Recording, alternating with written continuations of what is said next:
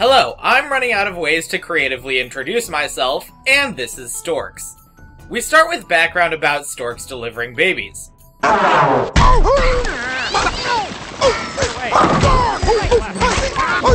Thank goodness we don't do that anymore. We then cut to Junior. No, we don't know what Junior he is, he's just Junior. It's like naming a king the Second.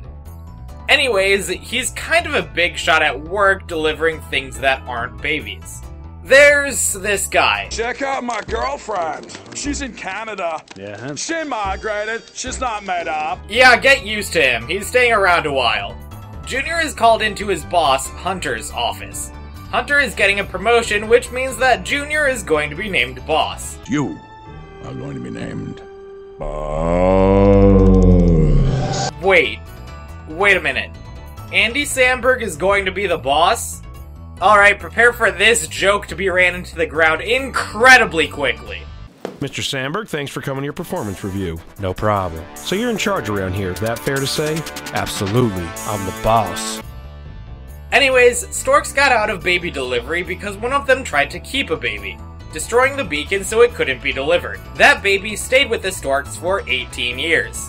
But now she's killing the profit margin, so all Junior has to do to become boss is liberate her to the human world. And if she doesn't want to be liberated? If I'm not being clear, I mean fire her. Yes, sir, I am on it. I've read between the lines and heard you overtly. Obvious 3D bait. Junior goes to talk to Orphan Tulip. Oh, Tulip is just fine. Orphan hurts my heart. And she's helping other flightless folk to fly. Ha ha! Tulip doesn't fit in. We're all the same, and she's a weirdo. Whoa, that's not nice. She's She's had a hard life. Of course, flying doesn't go as planned, and everything catches fire. I have news for you. Before you finish, for you to come to wish me happy birthday, that's just the nicest, you know? It's like a little rainbow. Remember birthdays! Junior is literally unable to fire her on her birthday, so he moves her to letter sorting, a division that's been gone for, about 18 years now. I will rock this! You will rock this! Well, yeah. Gonna rock it hard! Rock it and hard. what's the #1 rule? Always deliver! Wrong, never leave this room. Tulip quickly gets bored and starts talking to herself. I've called you both in because I hear you've been having problems, and it's important we She's the one who started. How dare you? How dare you? How dare both of you? You're fired! Cut away to Cowboy Astronaut Agent Nate. There's a gag about how the kid is neglected. 5 more minutes. And then we'll stop. We promise. We never stop. That's the Gardener promise. Not even for 5 minutes. Get it? It's funny because he's not growing up in a supportive environment. Parents won't play with him, so he wants a brother. Mom, Dad, I've decided I want a baby brother. Oh, honey, this is very sweet. But we have you, and that's all we need. That's right. It might be all you need, but given this tiny snapshot, it seems like more than you want. Just saying. So while exploring the attic like a normal kid, Nate finds the Storks pamphlet. So of course he writes them asking for a baby brother. As adults, it is our adult belief that it would be irresponsible if this baby did not have ninja skills. That has ninja skills. Tulip is still talking to herself when the letter arrives. She's gonna bring it down to HR, but can't leave the room. The #1 rule is don't leave. But if I don't deliver the letter, I won't be doing my job. Oh, cover for you. Okay, thanks! Oh, problem solved. Junior is talking with Hunter about what it's like to be a boss. Do you know what we'll do when you're boss? No. Tell me! Talk to corporate! Approve memos! Lead a workshop! Remember... On the cams, Tulip is not in the room she's not supposed to leave, so Junior goes to stop her from doing what she does. What are you doing out of the room? I told you not to leave the room. Nah, it's cool. I'm covering for myself. What? But she does it anyway! Surprise! But not really. This is the baby factory! This is the baby factory? The button to stop the baby-making machine is behind a Saw-themed plot contrivance, so Junior breaks his wing. There's a baby. Nate apparently knows about this through his psychic abilities. Pigeon Toady shows up to be as weird as he always is. They need to deliver the babies. Alright, store count is on Monday. Today is Friday. If I can just deliver this thing by then, I can still be named Boss! So they use Tulip's flying machine. Super subtle foreshadowing. Back to White Bread Family Household, they fight over who has to pay attention to their beloved child. You're up. What? No, You're it's up. not my turn. You're up now. That can't be. Up. Nate is preparing for when his brother comes, and his dad helps him after being guilt-tripped. You blink and I'll be in college. What was that? Pigeon Toady is onto the duo. They talk about Junior being boss. What can we expect from Boss Junior? Oh, that's top secret. Do you not know? What? Oh my gosh, you don't know. I know. If you don't know, then why do you want to be boss? I know. And agitate the package. And they crash the ship and argue about things. Crash my car! Junior blames Tulip for things that aren't her fault, takes the package, and meets wolves.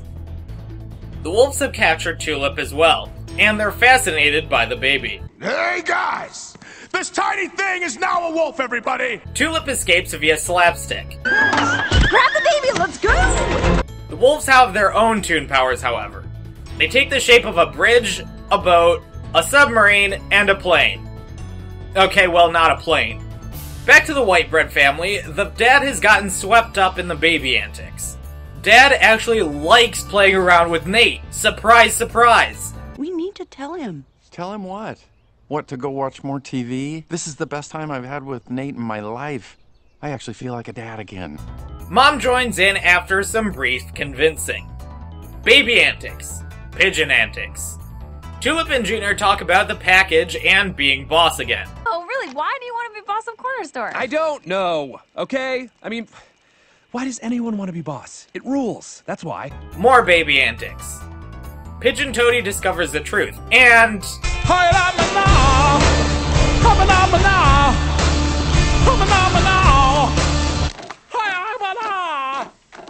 he reports to Hunter. Montage stuff of road trip and construction. Toady and Hunter change the delivery address, and Tulip and Junior get to a dock. The baby seems to have developed an attachment to Junior. The boat is leaving, so they make a break for it. But somehow, the wolves are in pursuit. They get away, and the subtle foreshadowing pays off. It's Jasper, the stork who is supposed to deliver Tulip. And the anger behind her is damn righteous. I absolutely love it. I spent my entire life searching for the missing pieces, and yet, after all these years, I'm still missing one piece. I have the missing piece. They have all the pieces to Tulip's broken beacon, and Junior is hurt that Tulip is so happy about this. He lets it slip how he was supposed to fire Tulip, and you know what? Back up a little bit. I can't really talk enough about this scene because it's so fast-paced, but this is sad. Yes, this stupid, incredibly weird comedy starring anthropomorphic birds that inexplicably have teeth is moving me. Is it rushed? Yes, but I don't give a damn. The scene pays off. Also, Katie Crown as Tulip is flawless here. This came from a voice actor, and you can tell. She doesn't rely on context or animators to make the character sad, and she does so entirely outside of dialogue. Fine. Tulip and Jasper go to Tulip's family, but Tulip backs out because she has other priorities. Junior is delivering the baby, and we get a misdirect. Hunter? But you are so idiotic. How were you not suspicious? They take the baby and tie up Junior. Oh, and White Bread family tells Nate that babies don't come from storks, but who cares about them anymore? Tulip saves Junior, and they get back to the corner store warehouse. How can we get back to Corner Store? You're shopping? What are you doing? How did you get back here before us? How did we, Kronk? Well, you got me. By all accounts, it doesn't make sense. They arrive during StorkCon, the biggest / only stork convention on the planet Earth. There, look. They're headed towards the flight deck. They get through the crowd in Sphericus, the world's first round box. They reach the rooftop where the penguins are holding the baby. But they just got her to fall asleep, so everyone's gotta fight quietly.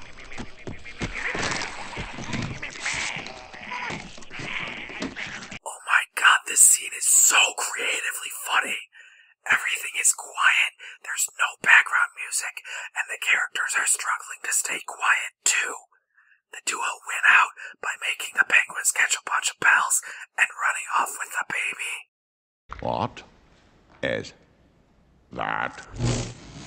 They run to the baby factory, where they're cornered by storks. Tulip threatens to start the machine again, while Hunter tries to bribe Junior. And we'll let bygones be bygones. You can still be. Why isn't it working? But it's not working this time. You see, Junior doesn't want the job anymore. Or, to be more accurate, he realized that he never really wanted the job in the first place. He was just excited by the prestige. Why does anyone want to be boss? It rules, that's why. Insulted by the insinuation that he can be bought, Junior ups Tulip's threat. After a lengthy light show, the machine starts churning out babies. Toadie tries to shut it down, rather pathetically. Hunter tries a bit harder, but apparently his mech has the crucial design flaw of the controls being on the outside. Come on guys, that's easier than textbook stuff. You'd need to seriously go out of your way to mess up a mech that badly. As the mech falls, it cuts all ties to the corner store warehouse, and both of them fall into the abyss. Oh, and it pulls the duo and the baby down with them.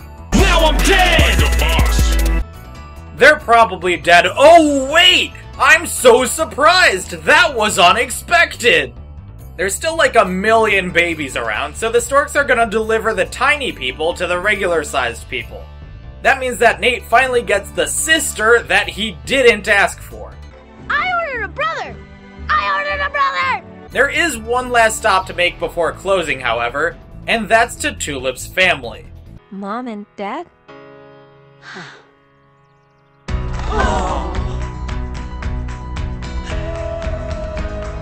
After that, we close, and that is Storks. So I'll come out and say it right now. We need far more movies like this one. That's not because it's a spotless work of art, because it isn't. You can probably guess how I feel about the family that I refer to as the white bread family. I don't understand the teeth on the birds, and there's a handful of unneeded and generally pointless pop songs where decent instrumentals would do better. No, the reason we need more movies like this is because it tries weird stuff. Its comedic style is the same as a baby at dinner. Throw everything up against a wall and see what sticks. Clearly, not everything worked, but what did work stuck, and not just to the metaphorical wall. The shape-shifting wolf pack and Tulip talking to herself are staying with me for quite a while. Speaking of Tulip, I am in love with this girl. Being a comedy, of course, humor is her main point, as is everyone's, but I think the best showcase of her is here. Hey, let me explain. I don't want to hear it! When you orphaned me, you said whoops! Whoops! You said whoops! Who does that? That line is funny, but she's not trying to be funny. She's dead serious sticking up for herself. And depending on my mood, this can be either emboldening or hilarious. It's rare that you find a character able to deliver a line like that, where it somehow manages to fit the tone of the film and the tone of the scene that are directly at odds with each other. As for the plot, it's present. It's not annoying. The details behind the baby factory are purposely vague, which is fine. The animation is bright and bouncy, but we don't need these shots obviously made for 3D. I do kind of love the critique of hyper-capitalism shown in Junior wanting to be boss because he's supposed to want it, or the fact that the Storks pretty much became Amazon in the first place. If there's one thing that really grates on me, it's the white bread family and how absolutely content they are to ignore Nate. Yes, it's done for comedy and it doesn't last that long, but it's one of the less interesting motifs going on. I much prefer Toadie or the wolves. In fact, I'm not sure how much of them was even needed. The plot would function just fine without them. It's a creative decision, I guess, and I'm sure somewhere out there liked it. I just think it would have been a lot more interesting if we focused on maybe this gay couple or this single mom. You know, someone who couldn't make a baby organically. Because there are so many other ways of getting babies? Yes. But unfortunately, animation still avoids any hint of controversy like the plague. But by choosing an average family, Storks chose boring over interesting. And that's a pretty controversial choice in my book. Direct workflow, my own bathroom, micromanage, promote synergy, hit on Deborah, get rejected. Next time, it's an update video. Nothing really interesting.